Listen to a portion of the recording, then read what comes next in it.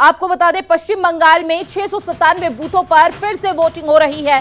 हिंसा के बाद चुनाव आयोग का बड़ा फैसला सामने आया। दरअसल 8 जुलाई को मतदान के दौरान हिंसा हुई थी और हिंसा ऐसी हुई कि जहां पर बैलेट पेपर को उड़ाने की तस्वीरें सामने आई पश्चिम बंगाल की अलग अलग जगहों से। साथ ही कई जगहों पर बैलेट पेपर को जलाया गया, कई जगहों पर बैलेट पेपर का जो बॉक्स था उसे उठाकर ले गए। साथ ही आपको बता दें कि केंद्रीय सुरक्षा बलों की निगरानी में आज मतदान हो रहा है। बंगाल पंचायत चुनाव में हुई हिंसा के बाद रविवार को चुनाव आयोग ने यह बड़ा फैसला किया है। इसके मुताबिक बंगाल की 697 बूथों पर फिर से मतदान होगा। इसके लिए आज वोट डाले जा रहे हैं। दरअसल शनिवार को 74,000 पंचायतों के लिए वोटिंग हुई। इस दौरान जमकर हिंसा हुई और पोलिंग बूथों पर मारपीट, बूथ लूटने और आगजनी करने की घटनाएं भी सामने आई। अलग अलग जगहों से हिंसा की तस्वीरें जो थी वो पश्चिम बंगाल से सामने आई। इस बीच पश्चिम बंगाल के राज्यपाल सीवी आनंद बोस दिल्ली पहुंचे, जो गृह मंत्री अमित शाह से मुलाकात कर सकते हैं। अधिकारियों का कहना है कि राज्यपाल हिंसा की रिपोर्ट अमित शाह को सौंप सकते हैं।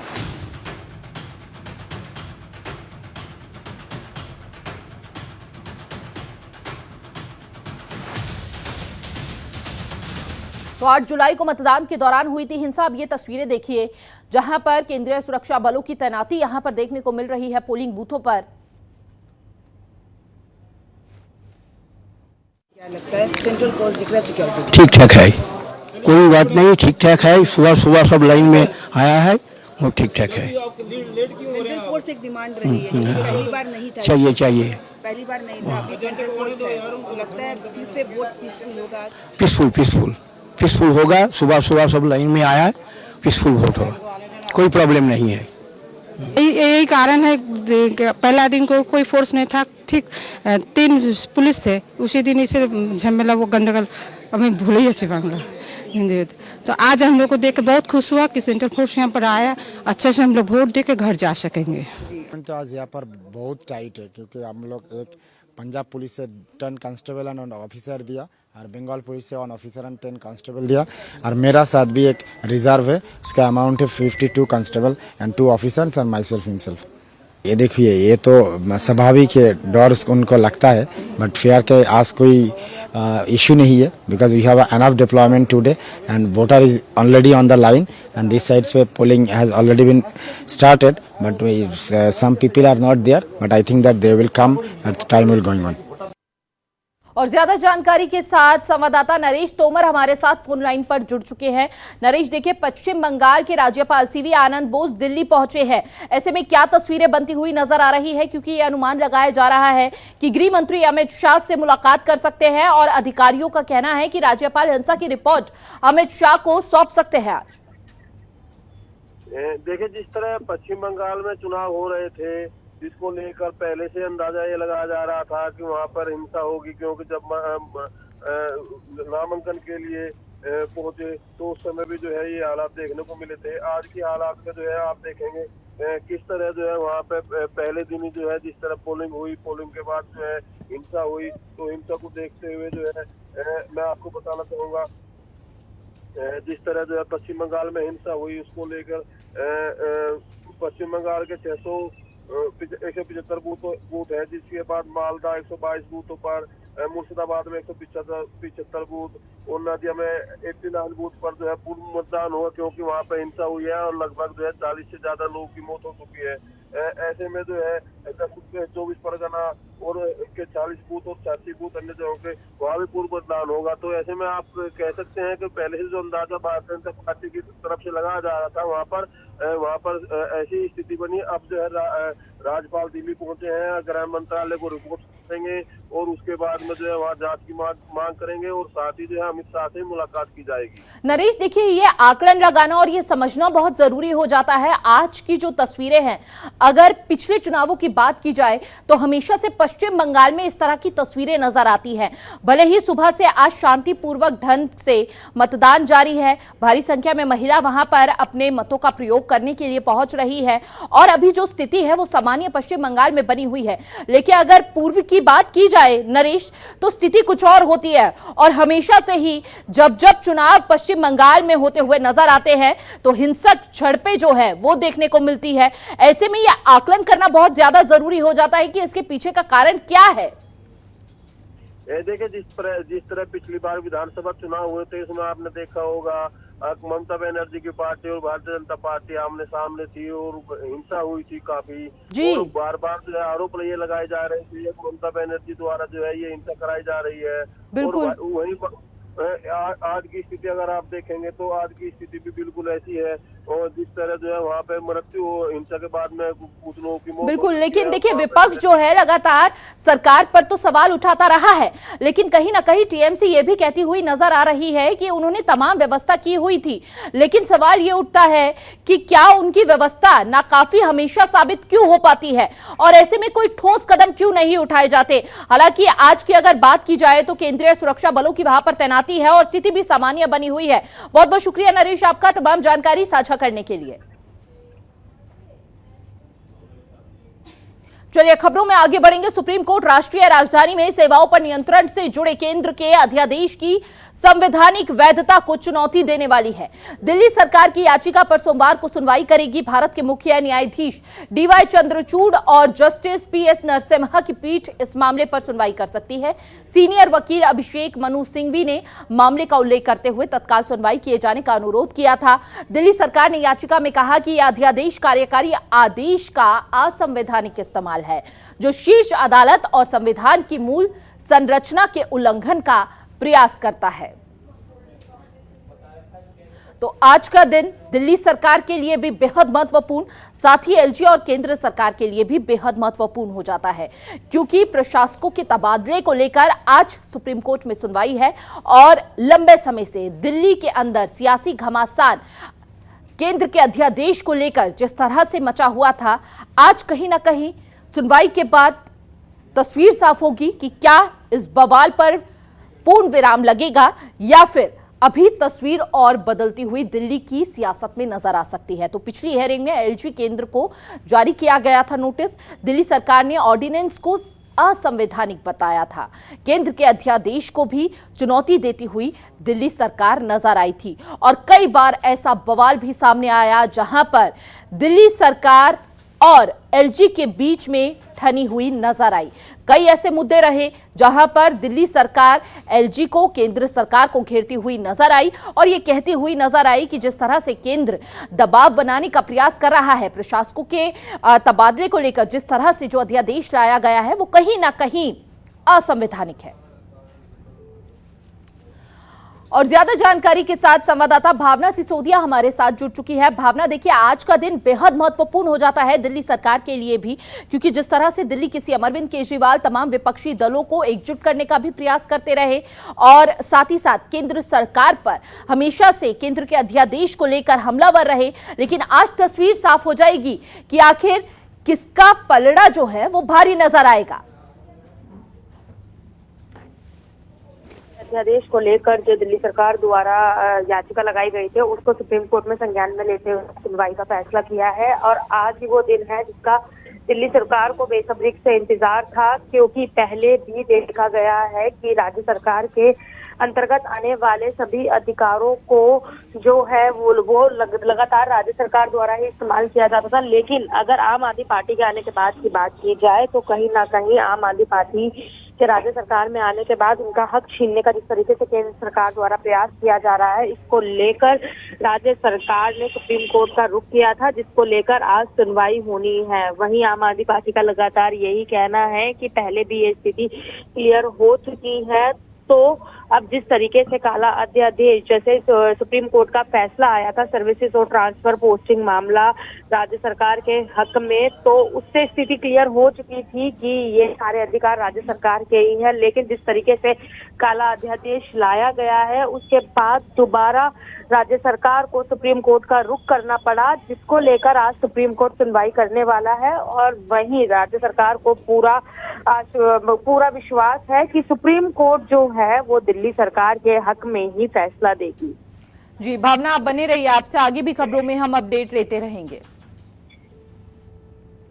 चलिए खबरों में आगे बढ़ेंगे। दक्षिण पश्चिम मानसून के सक्रिय होने से देश के कई राज्यों में भारी बारिश हो रही है, जिससे नदियां खतरे के निशान को पार कर चुकी है। लोगों को बाढ़ और भूस्खलन का सामना करना पड़ रहा है। मौसम विभाग के अनुसार पश्चिमी हिमालय क्षेत्र, उत्तर पश्चिम और पश्चिम भारत के आसपास के मैदानी इलाकों में बहुत भारी बारिश होगी। हालांकि उसके बाद इसमें कमी भी आएगी। वहीं उत्तराखंड और हिमाचल प्रदेश में भारी बारिश होने से जनजीवन अस्त व्यस्त हो गया है। जम्मू कश्मीर, हिमाचल प्रदेश, उत्तराखंड में अभी 2 दिन और जमकर बारिश होगी। तो चलिए आपकी टीवी स्क्रीन पर यह तस्वीरें हम आपको दिखा रहे हैं। देखिए पहली तस्वीर जो है दिल्ली की है, जहां पर सड़कों पर पानी का सैलाब देखा जा रहा है। दिल्ली पानी पानी हो गई है। वहीं गुरुग्राम में भी यही तस्वीर आप देखेंगे। देखिए जो ये मुख्य मार्ग हैं वो कहीं ना कहीं एक नहर की तरह तब्दील होते हुए नजर आ रहे हैं और सड़कों पर पानी लबालब भरा हुआ है। ऐसे में वाहन चालकों के लिए खासा परेशानियों का सामना करना पड़ रहा है। अब जरा चंडीगढ़ की ये तस्वीरें आप देखिए।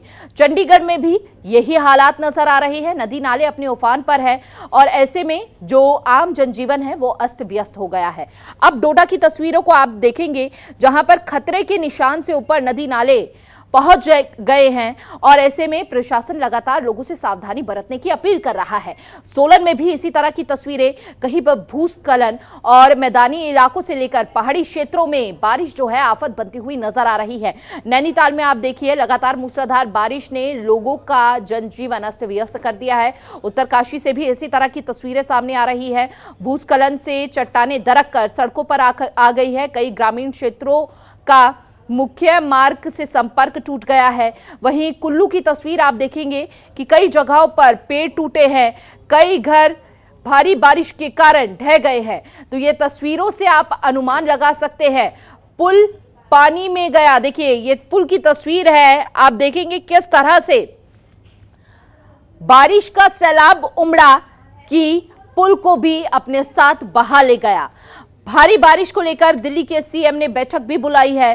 साथ ही अलग अलग जगहों की ये तस्वीरें हम आपको दिखा रहे थे, किस तरह से बारिश आफत बनी हुई है। कई जगहों पर वाहन देखिए किस तरह से पानी में समाते हुए नजर आ रहे हैं और इसी तरह की तस्वीरें जो है अलग अलग जगहों से सामने आ रही है, जहां पर भारी नुकसान की तस्वीरें अलग अलग राज्यों से सामने आई है और साथ ही उत्तराखंड से लेकर हिमाचल तक भारी तबाही देखी जा रही है।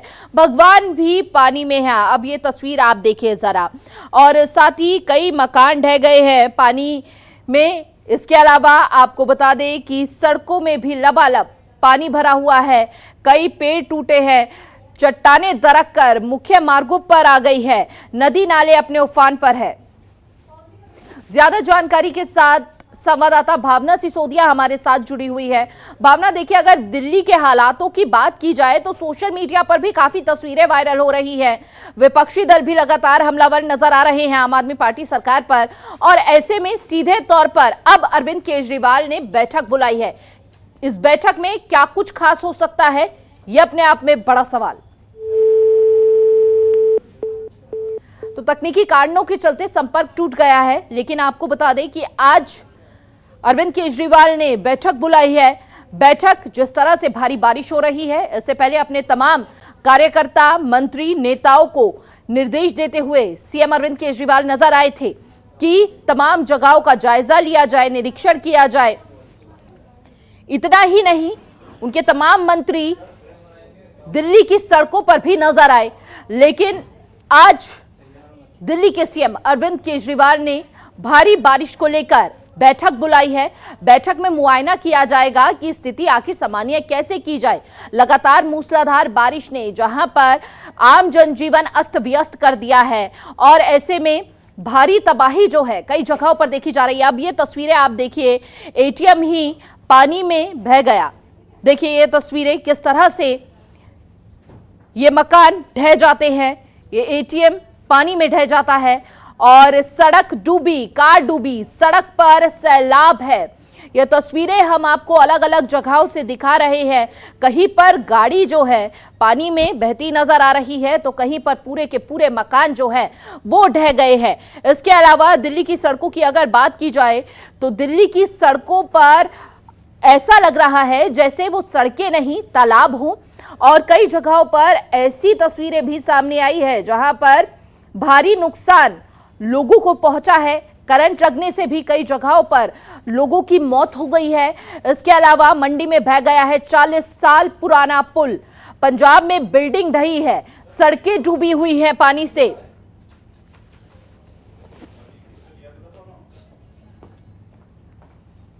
तो ये तस्वीरें आप देखिए जरा, आधे हिंदुस्तान पर बारिश की मार देखी जा रही है और सड़कें लबालब पानी से भरी हुई है, नदी नाले अपने उफान पर है, लोगों को खासा परेशानी हो रही है। पहाड़ी क्षेत्रों की अगर बात की जाए तो कई ऐसी जगहें हैं जहां पर कई ऐसे ग्रामीण क्षेत्र है जहां पर मुख्य मार्गों से संपर्क टूट गया है। साथ ही साथ बिजली की समस्या लोगों को खासा परेशान कर रही है। इसके अलावा अब ये तस्वीर आप देखिए, पुल किस तरह से ढहता हुआ नजर आ रहा है। इस पानी के सैलाब में पानी का जलस्तर लगातार बढ़ता हुआ नजर आ रहा है और साथ ही पूरा का पूरा पुल जो है किस तरह से पानी में बह गया। ये तस्वीरें हम आपको दिखा रहे हैं। पंजाब में बिल्डिंग ढही, सड़कें डूबी हुई है, पानी से लबालब है। वहीं शिमला में रेस्क्यू किए गए 200 पर्यटक।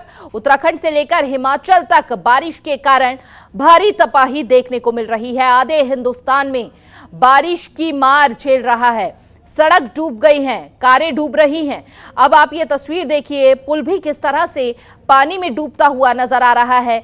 वहीं आप ये दूसरी तस्वीर देखिए, कार किस तरह से बहती हुई नजर आ रही है। कई जगहों से ये भी तस्वीरें आई है जहां पर लोग भी इस भारी बारिश के कारण पानी के सैलाब से बच नहीं पाए। हालांकि प्रशासन द्वारा रेस्क्यू कर लिया गया। कई लोगों को मैदानी इलाकों से लेकर पहाड़ी क्षेत्रों तक हर जगह लबालब पानी और साथ ही साथ जल प्रहार से, जल प्रलय से लोगों का आम जीवन अस्त व्यस्त हो गया है।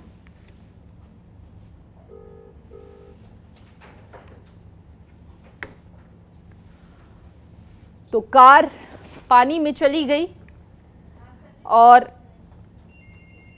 जिस तरह से जलस्तर बढ़ता हुआ नजर आया, साथ ही साथ भगवान भी पानी में ये बहते हुए नजर आ रहे हैं। आप ये तस्वीरें देखिए, पहाड़ हो या मैदान, बारिश ही बारिश, हर जगह बारिश का प्रहार, जल प्रलय से हाहाकार मचा हुआ है। बारिश के कारण बद्रीनाथ राष्ट्रीय राजमार्ग बंद कर दिया गया है। कुमाऊं मंडल में चंपावत में NH9 को बंद किया गया है। देखिए, कई जगहों पर मुख्य मार्ग जो है उन्हें बंद किया गया है। खासकर वाहन चालकों को खासा परेशानियों का सामना करना पड़ रहा है। हालांकि प्रशासन बार बार सावधानी बरतने की अपील कर रहा है। वहीं मंडी में बह गया 40 साल पुराना पुल। पंजाब में बिल्डिंग ढही, सड़कें डूब गई।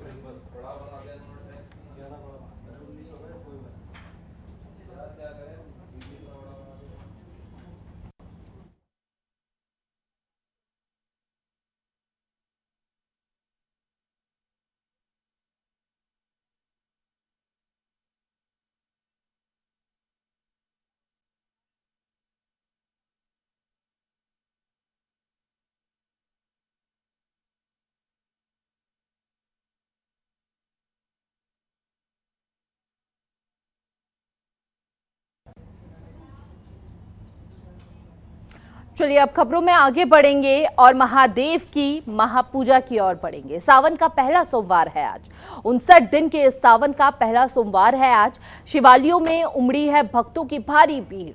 हरिद्वार से लेकर काशी विश्वनाथ मंदिर तक भक्तों का सैलाब उमड़ा है। काशी विश्वनाथ मंदिर में अपार भक्तों की भीड़ देखी जा रही है। वहीं अगर रामनगरी की बात की जाए तो शिवालयों में श्रद्धा का सैलाब उमड़ पड़ा है। सुबह से ही भारी संख्या में श्रद्धालु मंदिरों में पहुंच रहे हैं, शिवालयों में पहुंच रहे हैं, रुद्राभिषेक करते हुए नजर आ रहे हैं पंचतत्वों से। वहीं राम की नगरी में भोले की बम बम, वहीं कांवड़ियों और शिव भक्तों से पटी है अयोध्या। महाकालेश्वर मंदिर की अगर बात की जाए तो शिव भक्तों का वहां पर तांता लगा हुआ है। सावन मास को हिंदू धर्म में सबसे पवित्र महीना माना गया है और भगवान शिव की पूजा के लिए इसका विशेष महत्व होता है।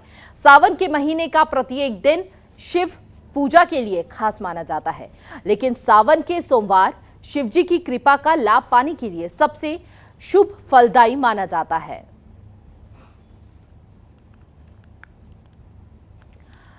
तो मंदिरों में बम बम भोले की जयकार गुंजायमान सभी शिवालय नजर आ रहे हैं।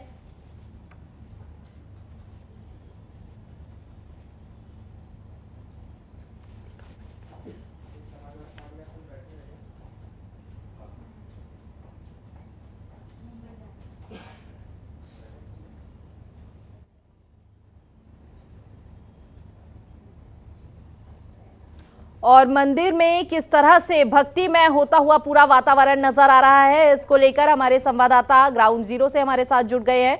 हरिद्वार से हमारे संवाददाता संजय पुंडीर जुड़े हुए हैं, वहीं बाराबंकी से बलराम सिंह जुड़े हुए हैं और मध्य प्रदेश से अनंत माहेश्वरी जुड़े हैं। साथ ही आपको बता दें कि दिल्ली से नरेश तोमर भी हमारे साथ जुड़े हुए हैं। तो पहला रुख जो है मैं अनंत माहेश्वरी जी आपका करना चाहूंगी, क्या तस्वीरें मध्य प्रदेश में बनती हुई नजर आ रही है? हिमानी, ओंकारेश्वर ज्योतिर्लिंग और इसके अलावा उज्जैन महाकालेश्वर ज्योतिर्लिंग, ये दो ऐसे ज्योतिर्लिंग है जो मध्य प्रदेश में प्रमुख माने जाते हैं। 12 ज्योतिर्लिंगों में से इनका अपना बड़ा स्थान है। जहां मैं ओंकारेश्वर ज्योतिर्लिंग की बात करूं तो 12 ज्योतिर्लिंग को लेकर जो मंत्र कहा गया है, इसमें ओंकारेश्वर ज्योतिर्लिंग चौथे स्थान पर है। यहाँ महत्व की बात की जाए तो मानधाता पर्वत जो कि ओम आकार का है, वैद्युर्ण मणि इस पर्वत का नाम है। इस पर्वत पर भगवान ओंकारेश्वर विराजते हैं। आज सावन का पहला सोमवार है। यहाँ लगभग 2 लाख से अधिक भक्त, कल से ही भक्तों का यहाँ पहुंचना शुरू हो चुका है। 2 लाख से अधिक भक्त पहुंच चुके हैं। मंदिरों में काफी भीड़ है। व्यवस्थाओं को लेकर के जिला प्रशासन ने कुछ नियम बनाए हैं, लेकिन नियमों को तोड़ने की बात सामने आ रही है और इसी के चलते कल एक विवाद हुआ। इस विवाद में जो स्थानीय पंडे पुजारी, इन्होंने एसडीएम को चांटा तक मार दिया। जी, हिमानी, ऐसे में आज की तस्वीर जो है अभी तक सामान्य नजर आ रही है, लेकिन भारी संख्या में भक्तों के वहां पर पहुंचने से व्यवस्था जो है कहीं ना कहीं वो पूर्ण रूप से तमाम बंदोबस्त फीके पड़ते हुए भी नजर आ रहे हैं। और देवभूमि से हमारे साथ संजय पुंडीर लगातार बने हुए हैं हरिद्वार से। देखिए संजय, सावन की शुरुआत होती है और देवभूमि में एक अलग ही उत्साह और जोश नजर आने लगता है, तस्वीर अलग ही हो जाती है। आज की तस्वीर की अगर बात की जाए, क्योंकि सावन का पहला सोमवार है, क्या तस्वीरें देवभूमि से? देखिए हिमानी, अगर उत्तराखंड की बात की जाए तो उत्तराखंड को देवभूमि कहा जाता है और खासकर सावन माह में उत्तराखंड का एक विशेष महत्व होता है, क्योंकि उत्तराखंड ही वो जगह है जहां पर इन दिनों शिव में रहता है। यानी हरिद्वार की अगर बात की जाए तो सुबह से ही मंदिरों में जाकर जलाभिषेक कर रहे हैं, रुद्राभिषेक कर रहे हैं, क्योंकि हमने देखा है कि सावन का माह भोले बाबा को अति प्रिय होता है। यही वजह है कि जो शिव भक्त होते हैं सावन के माह में भोले बाबा को प्रसन्न करते हैं। हालांकि इस वक्त हम एक शिव मंदिर में मौजूद हैं। और आप यहाँ की तस्वीर देख सकते हैं कि किस तरह से यहाँ पे लगातार ही बम बम के जयकारों के साथ जो भक्त हैं वो पूजा पाठ कर रहे हैं, रुद्राभिषेक कर रहे हैं। सुबह 5 बजे से ही यहाँ पर लगातार जो मंदिर है वो शिव में हो रहा है। इसके अलावा अगर सुरक्षा की बात की जाए तो तमाम यहाँ सुरक्षा के इंतजाम भी किए हैं, क्योंकि इन दिनों सावन के माह में जो कावड़िए होते हैं वो सबसे पहले हरिद्वार पहुँचते हैं और यहीं से गंगा जल भरकर अपने गंतव्य की ओर रवाना होते हैं। जी बिल्कुल, बाराबंकी से बलराम भी हमारे साथ बने हुए हैं। शिव में होता हुआ पूरा वातावरण बलराम नजर आ रहा है। वहां की क्या तस्वीरें? सुबह से ही लंबी लंबी कतारों में श्रद्धालु पहुंच रहे हैं मंदिरों में।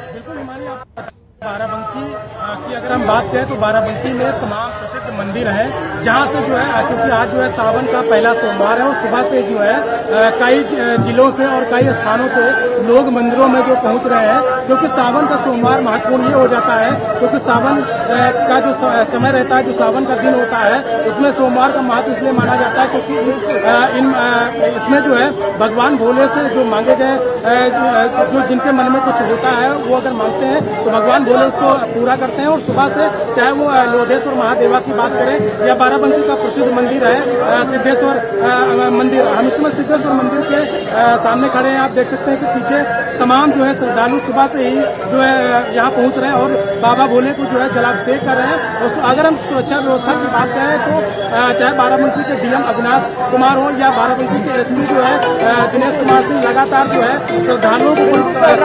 नरेश भी हमारे साथ दिल्ली से बने हुए हैं।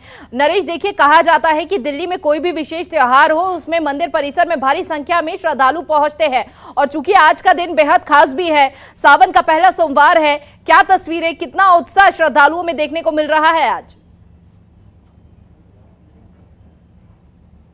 देखिए, अभी मैं नवदुर्गा शिव मंदिर मयूर विहार में हूँ।